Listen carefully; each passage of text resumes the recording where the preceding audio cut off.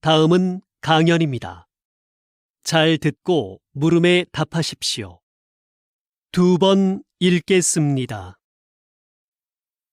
오늘은 채소가 아닌 보석 호박에 대해 얘기해 보죠. 호박은 나무에서 흘러나온 수액이 굳어져서 생긴 것인데요. 일반적인 보석처럼 광물로 만들어진 게 아니라서 바닷물에 뜰 정도로 가볍습니다. 또 다른 보석들은 보통 흠집이나 불순물이 없어야 가치를 인정받지만 호박은 다릅니다. 워낙 투명하기 때문에 내부의 불순물이 그대로 보이는데 불순물이 잘 보일수록 가치가 높습니다.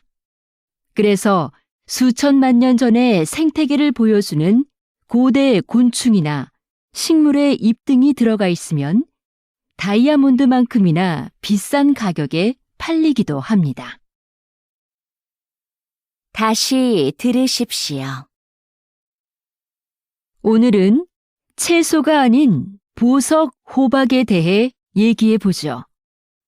호박은 나무에서 흘러나온 수액이 굳어져서 생긴 것인데요. 일반적인 보석처럼 광물로 만들어진 게 아니라서 바닷물에 뜰 정도로 가볍습니다. 또 다른 보석들은 보통 흠집이나 불순물이 없어야 가치를 인정받지만 호박은 다릅니다. 워낙 투명하기 때문에 내부의 불순물이 그대로 보이는데 불순물이 잘 보일수록 가치가 높습니다. 그래서 수천만 년 전의 생태계를 보여주는 고대 곤충이나 식물의 잎 등이 들어가 있으면 다이아몬드만큼이나 비싼 가격에 팔리기도 합니다. 45번.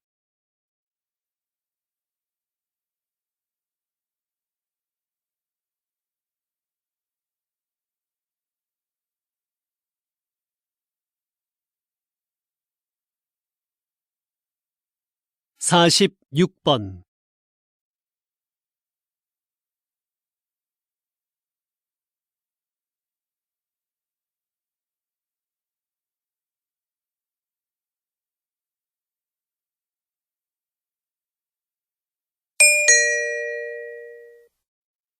다음은 대담입니다.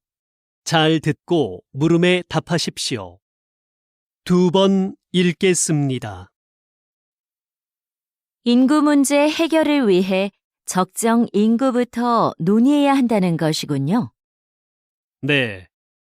적정 인구란 사회의 규모와 경제적인 면에서 가장 바람직한 인구 수준을 말하는데요. 적정 인구 규모가 정해져야 그에 따른 인구 대책을 세울 수 있게 됩니다. 적정 인구는 일반적으로 사람들이 소비하는 자원의 요구량 또는 자원 생산에 필요한 땅 면적을 고려해 계산하는데요. 어떤 삶의 질과 방식으로 사느냐에 따라 요구되는 자원이 다르기 때문에 나라마다 적정 인구의 판정 기준에 차이가 있습니다. 따라서 적정 인구를 계산할 때는 국민들의 삶의 질도 함께 고려해야 합니다. 다시 들으십시오. 인구 문제 해결을 위해 적정 인구부터 논의해야 한다는 것이군요. 네. 적정 인구란 사회의 규모와 경제적인 면에서 가장 바람직한 인구 수준을 말하는데요. 적정 인구 규모가 정해져야 그에 따른 인구 대책을 세울 수 있게 됩니다. 적정 인구는 일반적으로 사람들이 소비하는 자원의 요구량 또는 자원 생산에 필요한 땅 면적을 고려해 계산하는데요. 어떤 삶의 질과 방식으로 사느냐에 따라 요구되는 자원이 다르기 때문에 나라마다 적정 인구의 판정 기준에 차이가 있습니다. 따라서 적정 인구를 계산할 때는 국민들의 삶의 질도 함께 고려해야 합니다. 47번.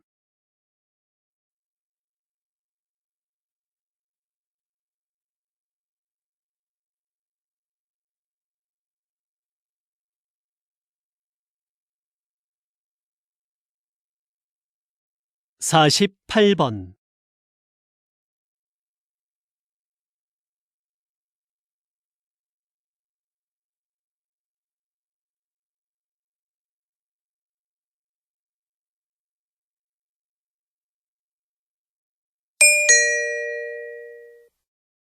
'다음은 강연입니다.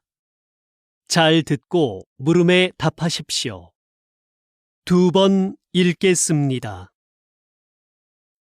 우리 몸의 장기를 다른 사람에게 이식하는 장기 이식 기술의 가장 큰 어려움은 바로 거부 반응이었습니다. 이식한 부위에 서로 다른 면역 체계 때문에 사망에 이르기도 했는데요.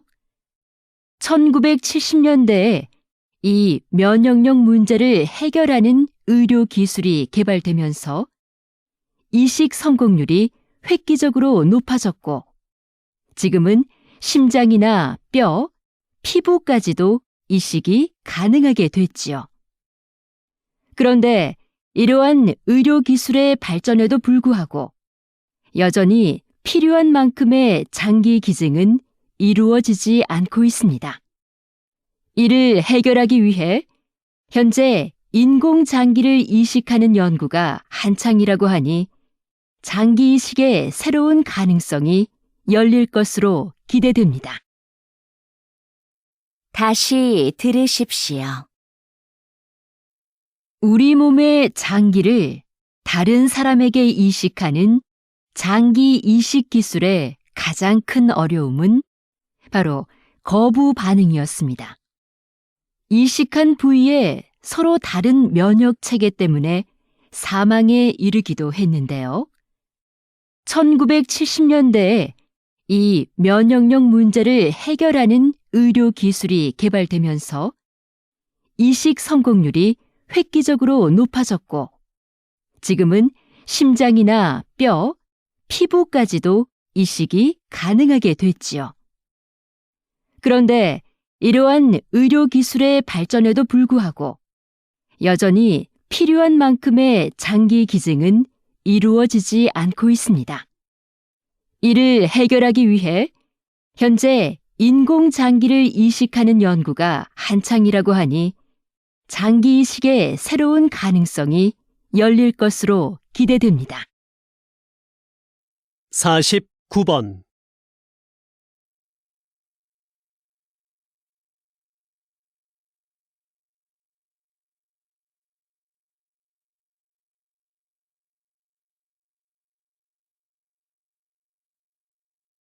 50번.